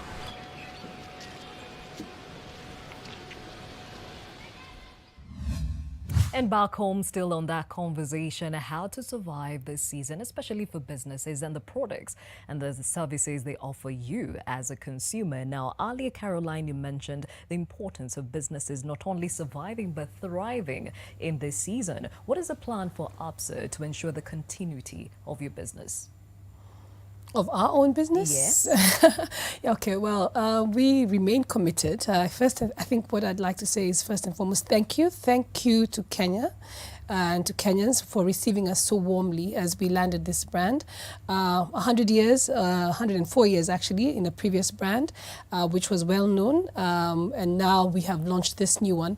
And I have to say that the reception we've received from Kenyans and our customers has been exceptional. So for me, that's the first thing, that as long as we remain relevant and we remain accepted and loved, hopefully, by all the things that we do, we can continue as a business. So I'd first like to thank Kenyans for that. I think the other thing I would then say is we are here. ABSA is committed to being a part of this society, being a part of this country. We will work and continue to work with all the different stakeholders in different ways. So whether that means providing financial solutions or offerings to enable them meet their goals and ambitions, or whether that means participating in the communities in which we operate in the ways that we have, for example, providing food, providing masks, providing just services and providing the needs of people at this time, is another way in which we intend to demonstrate our commitment, because ABSA cares and ABSA intends to be here for the long haul. I think the other thing I would say is that we're open for business. So absolutely open for business. SME, we've talked about it quite substantively in this conversation. I think is one area where we are saying, please come, talk to us. We are open for business from the small caterer, shoe trader, wholesale shoe trader, all the way to the top large local corporates and the global corporates. We're open for business, and we're open for business for the individuals as well. So please come and talk to us. And that would mean that that we will work with you to find a way to get things done, solution you in the best way possible, to ensure that we are understanding what you need and working with you to find to make that happen. And in that way, hopefully, we can ensure our business. I think the other thing I would say is customer and colleague remain king. I know, there's usually customer is king, but I think you have to take care of yourself first so that you can be able to take care of another. So charity begins at home. So colleagues remain a very key part of the journey that we're taking in this country and for this business. And so by ensuring that our colleagues are in good shape, then we can also work, they can also then be the advocates and the ambassadors to our customers on the other side. Beyond that, I think what I would say is that if we all stay safe, we stay committed to our health and our well-being, we will be able to get through to the other side stronger. And as I said, thrive. So I think at ABSA we remain committed to those tenets, and as you will see going forward within our own organization and within the communities in which we operate, you will see that that is a real demonstration of what we're calling an active force for good, which is the way in which businesses and people thrive. Okay, and for you, Charles, how does the future look like for Samsung during this pandemic and beyond? From a perspective of an age-old company and the experiences in different fields, we are not saying that we are the best or we are fully geared to it, but I can say that Samsung will continue to journey with its customers. We will listen to the voice of consumer very carefully. And our long-term strategy is to actually not just deliver devices to the hands of the consumer, but deliver a purpose for use of these devices to the consumer. We have continuously been increasing the range of our products to cover from the very sub 10,000, below 10,000, all the way up to 100,000. And the spectra has been covered properly.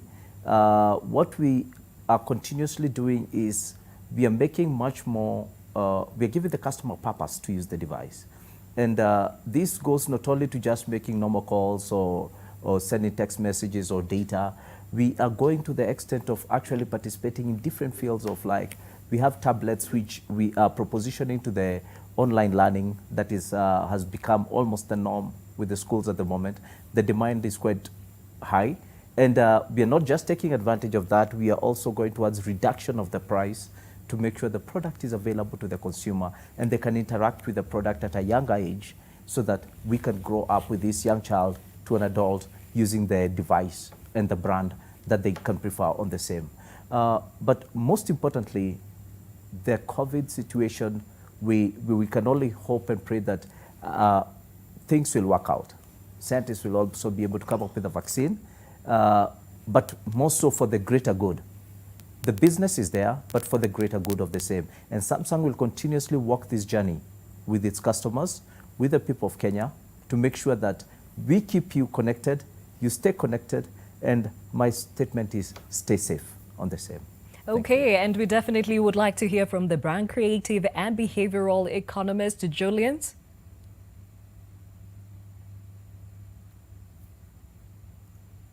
Very dicey situation right now, very unpredictable environment, but we are optimistic that progressively we will continue to be able to cushion the effects of COVID-19 on the economy as well as the social landscape as well. Thank you, Julians. And definitely, Benson, I'd like to hear from you as a brand creative. What does the future hold for this space? I would say the future is bright, to be honest, in the space of brand and becoming afresh and reinvigorating and rebranding and adapting to the whole scenario. To speak of that, I am representing the Sandbox, pronounced as Sandbox. And it's interesting that we came about and launched just at the phase when we were about lockdown, because we were locked down just 2 weeks after we launched. And what we represent and what we have here at the Sandbox for the SMEs specifically, because we work towards empowering the SMEs, is that you find we have all the solutions that the SMEs need vis-a-vis the brand, so that once you're here at the Sandbox, then you find that your future in terms of growing your brand and re-engaging and diversifying in that space and also growing your business becomes very bright, as I'm saying. So in a sense, I see a brighter future for the SMEs and for those that will adapt with the times and keep reinventing themselves. So yeah, largely positive. Okay, and definitely karaoke, the consumer is key to ensure that these businesses thrive. Your parting shot? Absolutely. I think, we as Busara and as a behavioral science community remain open for new relationships.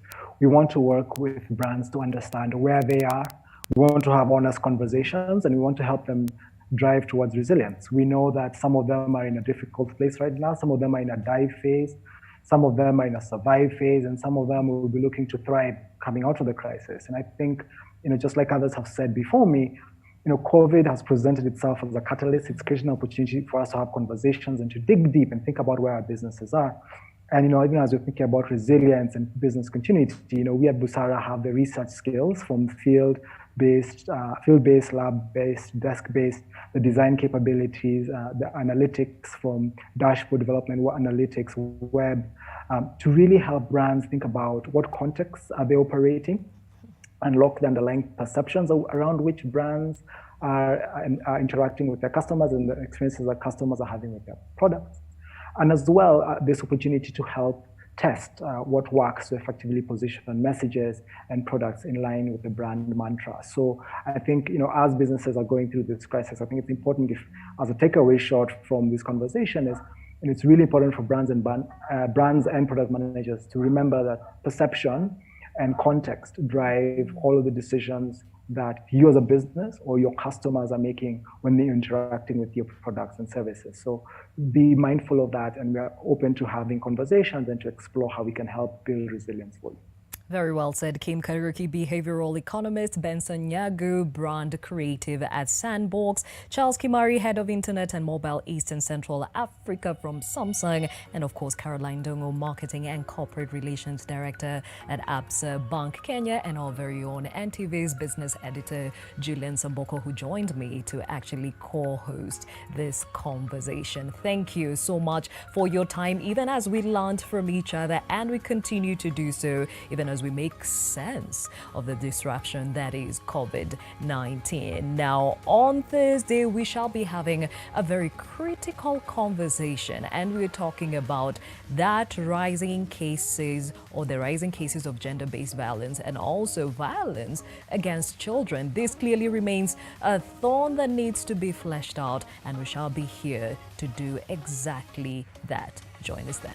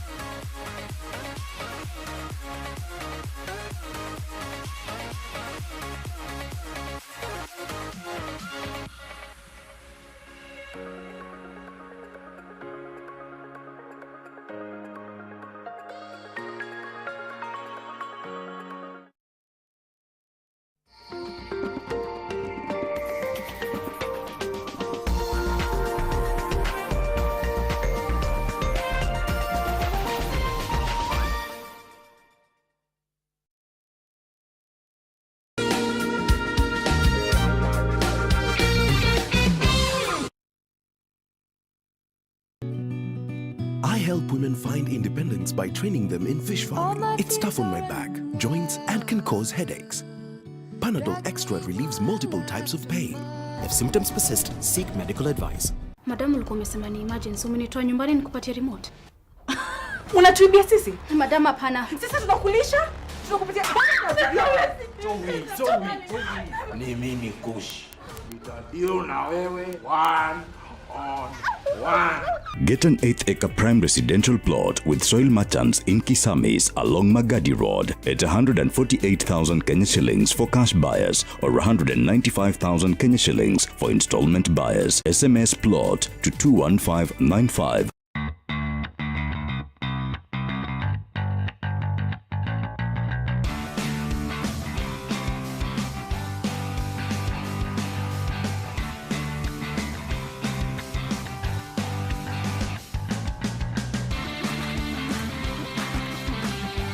You save by not having to use multiple products. And you only rinse once. For a laundry soap that can help save you time, water, and money, try Whitewash Extra. Brand power, helping you buy better.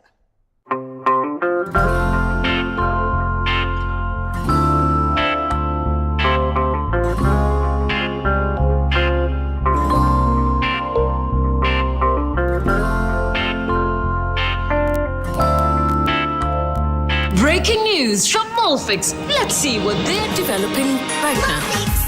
That is just for me. It really feels very comfy. Molfix pants with anatomic fit technology. New Molfix pants, an invention from babies for babies. You should also try Molfix. As of the moment, the police have arrested the suspect behind the attempted murder of Ana de Masalang and the murder of her father. With the suspect's arrest, will this end the case